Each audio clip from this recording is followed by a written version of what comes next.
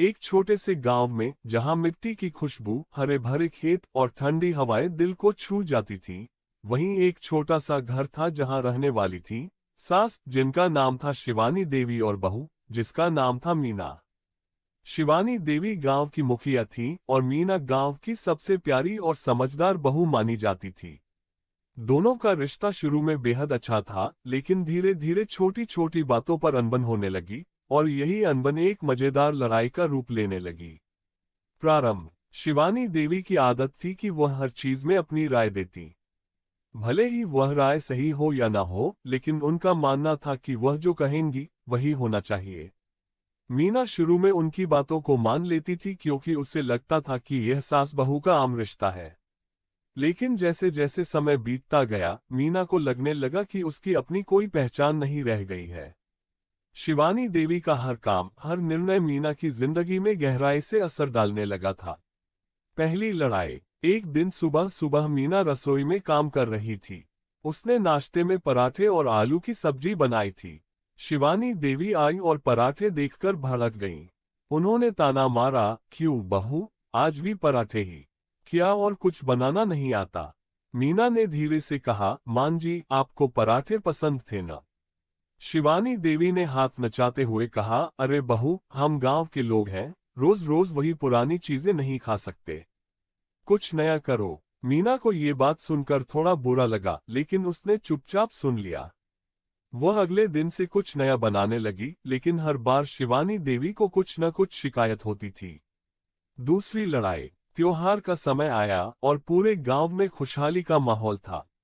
घर के सभी लोग तैयारी में लगे थे। मीना ने सोच रखा था कि वह इस बार पूजा की तैयारी अपने तरीके से करेगी ताकि सब कुछ खास हो। उसने अपने तरीके से पूजा के लिए रंगोली बनाई, फूलों की सजावट की और प्रसाद बनाया। जैसे ही शिवानी देवी ने ये सब देखा, उनका चेहरा गुस्से से लाल हो गया। यह क्या किया बहू? ये रंगोली कैसी है? और प्रसाद? ये तुम्हारे मायके का तरीका है, हमारे घर में ऐसा नहीं होता। उन्होंने कड़क आवाज में कहा। मीना ने शांत स्वर में जवाब दिया, मान जी, मैंने सोचा इस बार कुछ नया करें। ये सब गांव में अलग और अच्छा लगेगा। शिवानी देवी की भौहें चढ़ गईं, तुम्हें क्या लगता है? तुम्हारे मायके का तरीका अच्छा है और हमारा तरीका बेकार? अब मीना के सब्र का बांध टूटने लगा था। उसने थोड़ा कठोर स्वर में कहा, मान जी, मैं केवल खुशियां बांटने की कोशिश कर रही थी। हर बार कुछ नया करने में बुराई क्या है? ये सुनते ही शिवानी देवी गुस्से से लाल हो गई और बोली, तुम्हें हमेशा सब कुछ अपने तरीके से करना है और ये तुम्हारा नया तरीका हमारे घर में नहीं चलेगा। मजेदार मोड़। दोनों की यह लड़ाई धीरे धीरे मजेदार होती गई। घर के बाकी लोग ये सोचने लगे कि यह सास बहू की लड़ाई किसी रोज एक बड़ी समस्या का रूप न ले ले। एक दिन गांव के मुखिया, जो शिवानी देवी के बहुत पुराने दोस्त थे, उन्होंने ये लड़ाई सुनी और हंसते हुए कहा, अरे शिवानी बहन, तुम्हारी बहू कितनी समझदार है। थोड़ा सा उसे भी अपने तरीके से काम करने दो।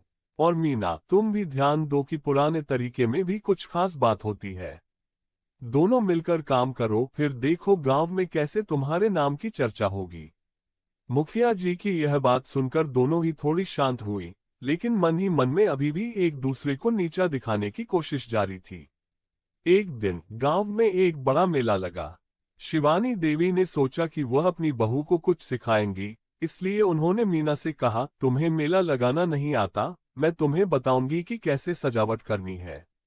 मीना ने मुस्कुराते हुए कहा, ठीक है मान जी, आप जैसा कहेंगी वैसा ही होगा।